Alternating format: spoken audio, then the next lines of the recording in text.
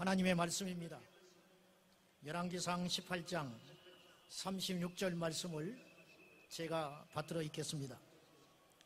저녁 소재 드릴 때에 이르러 선지자 엘리야가 나가서 말하되, 아브라함과 이삭과 이스라엘의 하나님 여호와여, 주께서 이스라엘 중에서 하나님이신 것과 내가 주의 종인 것과 내가 주의 말씀대로 이 모든 일을 행하는 것을 오늘 알게 하옵소서. 아멘. 비가 옵니다. 하나님의 눈물처럼 여겨지는 것은 저만의 느낌은 아닐 것입니다. 여러분, 안녕들 하십니까? 어뜻 들으면 그렇다고 대답하겠지만 잠시만 깊이 생각하면 결코 이 세상이 안녕하지 않다라는 것을 느낄 수가 있으실 것입니다.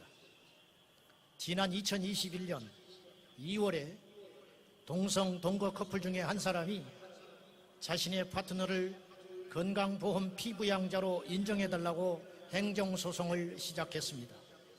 1심에서 패소했습니다. 그런데 2심에서 그들이 이겼습니다. 마침내 대법원에 가서 어이없게도 9대4로 그들이 이겨버리고 말았습니다. 사실상 법적으로 부부가 돼버리고 만 것입니다. 행정소송한 지 3년 5개월 만에 이런 일이 생겨버리고 말았습니다. 그 뒤로 기다렸다는 듯이 지난 10월 11일 11쌍의 동거 커플이 서울가정법원에 소송을 시작했습니다. 이런 일들을 저희가 우려스럽게 바라봐야 하는 이유는 미국이 사법부가 뚫린 후에 정확히 2년 후에 동성결혼 합법화가 이루어졌습니다. 앞으로 소송하고 2년 3년이 걸릴 것인데 그 결과와 판도에 따라서 그리고 그 전에 입법부에서 어떤 일을 자행할지는 누구도 장담할 수 없습니다. 그래서 오늘 우리가 여기에 모인 것입니다. 포괄적 차별금지법과 동성결혼 합법화가 이미 제정된 미국이나 서구 국가에서는 기독교 신앙의 자유가 억압당하고 미국 감리교 목사인 강현중 목사님은 17년 동안 목회하던 교회에서 동성애를 반대했다는 이유 하나만으로 해임당하는 일이 있었습니다. 캘리포니아 한 어머니는 자신의 딸이 성전환을 하려는 것을 반대했다는 이유로 친권을 박탈당하고 딸은 위탁시설에 격리되는 일이 발생하고 있습니다. 이런 이야기를 하려면 끝도 없습니다. 가짜뉴스처럼 들리십니까? 검색만 하면 이런 일들이 줄줄이 올라옵니다. 여러분, 이래도 안녕하십니까?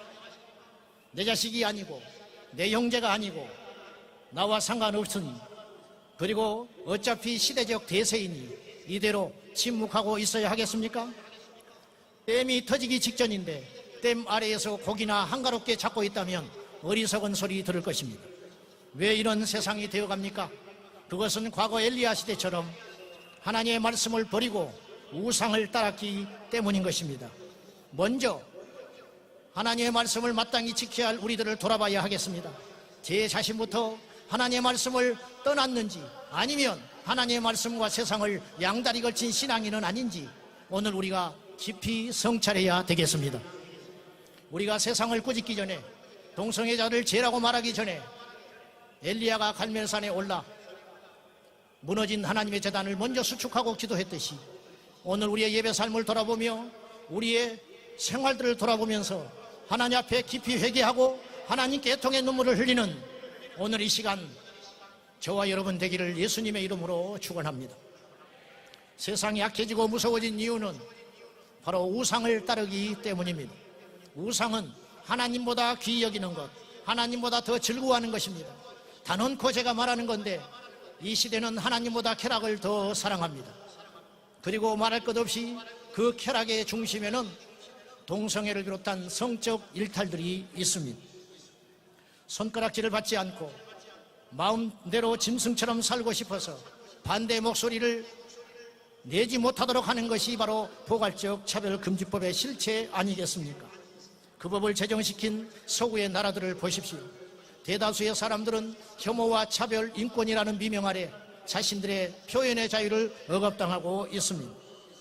오늘 우리는 그런 위기 상황 속에 엘리야처럼 이곳에 모여야 했습니다. 거대한 권력 집단 이세벨의 비호 속에 온 이스라엘을 미혹하는 바알과 아세라 선지자 850명과 맞서기 위해서 오늘 우리가 이 자리에 있는 것입니다. 오늘 우리의 모임을 세상은 비웃고 있을 것입니다. 이렇게 많은 분들이 모여서 소리를 내어도 오늘 저녁 메인 뉴스에 다루지도 않을 것입니다. 다룬다 할지라도 보수 기독교 단체가 모여서 일부 모여서 시내에서 한복판에 집회를 함으로 교통체증으로 고통을 겪었다는 소리만 하게 될 것입니다. 만약에 100만 명이 동성애를 지지하는 사람들이 모였다면 메인 뉴스로 도배를 하게 될 것이고 전 세계 외신들이 주목하게 될 것입니다. 우리는 포괄적 차별금지법이 통과되지 않았음에도 불구하고 엄연히 차별을 받고 있는 지경에 있는 것입니다. 여러분, 무엇이 두렵습니까? 평판이 두렵습니까? 언론의 보도가 두렵습니까? 세상이 조롱하는 것이 두렵습니까? 음행과 일탈을 일삼는 자들도 당당하게 자신의 논리들을 주장하고 있는 이때에 우리가 무엇이 두렵습니까? 우리는 죄가 무섭고 하나님이 두려운 것이지 무엇이 무섭다는 말입니까? 엘리야는 혼자가 아니었습니다. 하나님이 함께 하셨고 바알에게 무릎 꿇지 않은 7천의 용사가 숨어져 있었듯이 여러분, 오늘 여기 모인 우리만 이곳에 있는 것이 아니에요. 하나님이 함께 하시고 여기 오지 못하지만 기도하고 응원하는 700만의 성도가 있습니다. 사랑하는 여러분, 머뭇거리지 마십시오. 바알이 하나님이라면 바알을 섬길 것이고 여호와께서 하나님이시라면 하나님을 섬겨야 할 것입니다. 동성애가 죄가 아니라면 동성애를 지지하시고 동성애가 죄라고 믿어진다면 동성애를 죄라고 분명히 표현해야 합니다. 저는 골든타임이라고 생각합니다. 앞으로 짧으면 3년, 길면 5년 이 안에 우리가 방파제를 세워서 음란의 쓰나미를 막아내지 못하면 우리의 자녀들의 미래는 없을 것이라고 감히 생각합니다. 이 자리에 모여 하나님 앞에 애통하며 기도하는 깨어있는 성도 여러분, 오늘 우리가 여기서 눈물로 땀으로 하나님께 드려지지 아니하면 우리의 자녀들은 피를 흘리게 될 것입니다. 오늘 우리가 여기서 조롱당해야만 우리가 세상의 손가락질을 받고도 하나님께 기도하고 이 포괄적 차별금지법과 동성결혼 합법화를 막아내야만 우리 자녀들은 창날을 받지 않게 되리라고 믿습니다. 성도 여러분, 힘을 냅시다.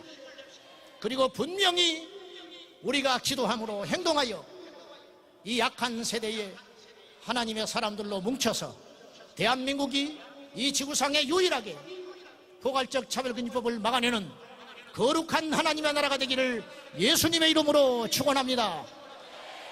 하나님, 우리를 도와주시옵소서. 하나님, 우리가 회개합니다. 하나님 아버지, 불을 내려 주시옵소서. 하나님, 하늘의 문을 열어 주시옵소서. 예수님의 이름으로 기도하옵나이다.